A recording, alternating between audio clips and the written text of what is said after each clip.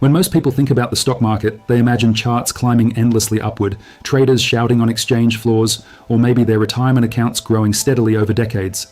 But what if I told you that everything propping up this massive financial machine depends on something so fragile, so invisible, that most investors never even think about it?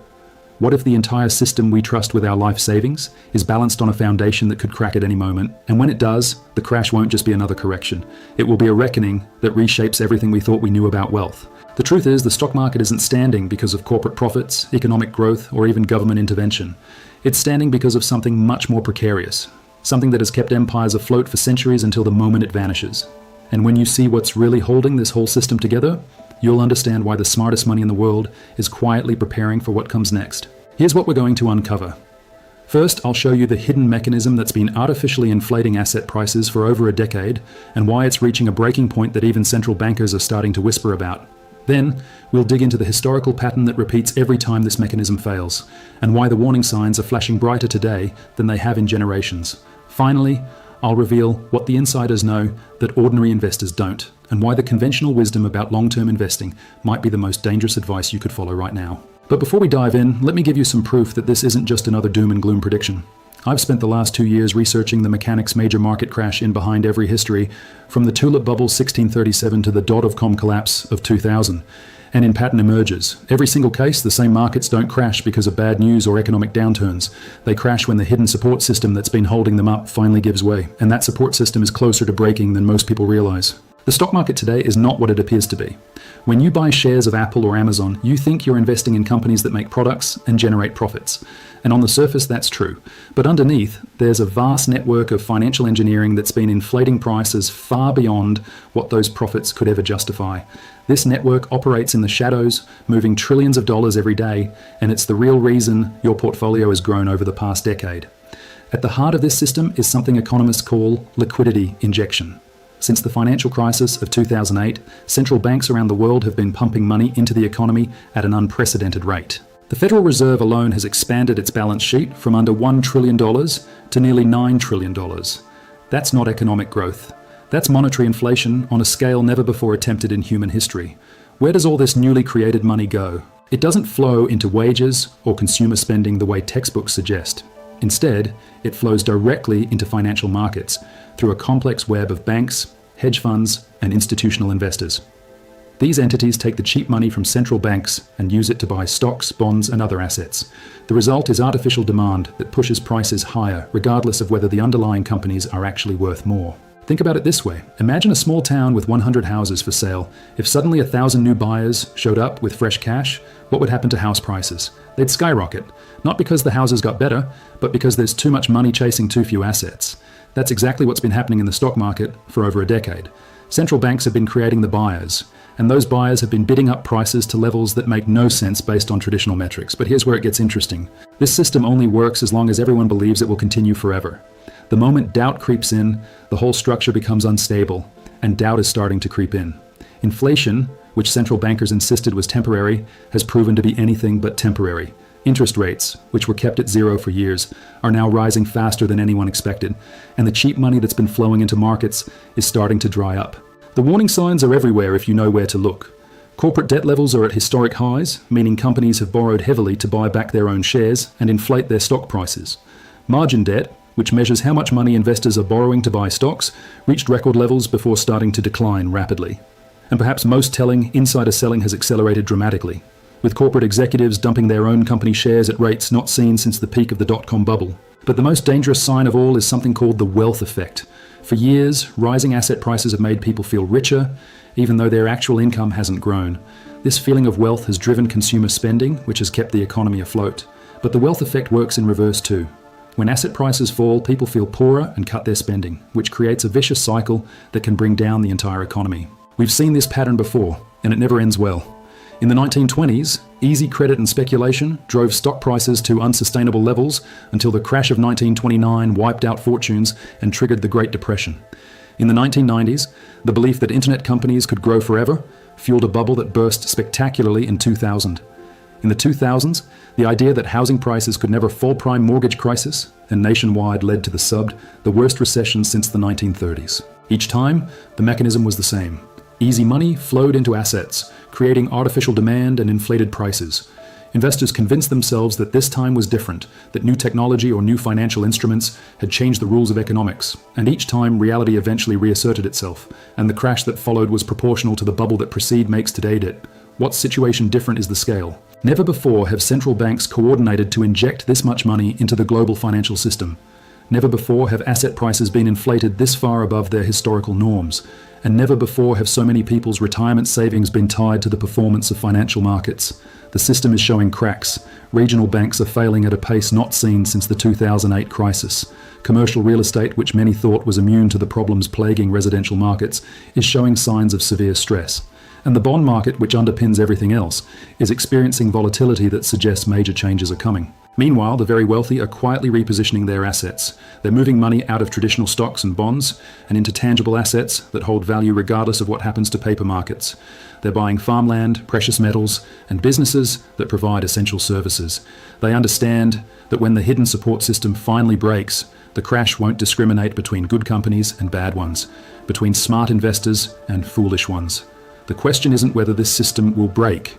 The question is when and what happens to everyone who isn't prepared when it does. Because when artificial demand disappears, when the money stops flowing, when the hidden mechanism that's been propping up asset prices finally gives way, the market won't just fall. It will collapse under the weight of its own contradictions. And that's exactly what we need to understand if we want to protect ourselves from what's coming next. The collapse won't happen overnight, but the mechanisms are already in motion. What most people don't understand is that market crashes follow a predictable sequence, and we're witnessing every stage of that sequence unfold in real time. First comes the peak of complacency, where everyone believes prices can only go up. Then comes the crack in confidence, usually triggered by something unexpected. Finally comes the rush for the exits, where everyone tries to sell at once and discovers there are no buyers left. We're somewhere between the second and third stages right now. The crack in confidence began when inflation refused to cooperate with central bank predictions. For years, officials insisted that rising prices were temporary, caused by supply chain disruptions and pandemic effects. But as inflation persisted and accelerated, a darker truth emerged.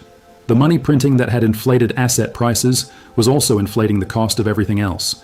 Central banks found themselves trapped. They could continue pumping money into the system and risk runaway inflation, or they could tighten monetary policy and risk collapsing the very markets they had spent over a decade propping up.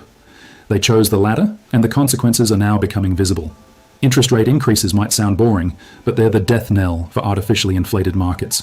When money becomes expensive to borrow, the cheap credit that fueled speculation disappears. Companies can no longer refinance their debts at favorable rates. Investors can no longer borrow to buy assets.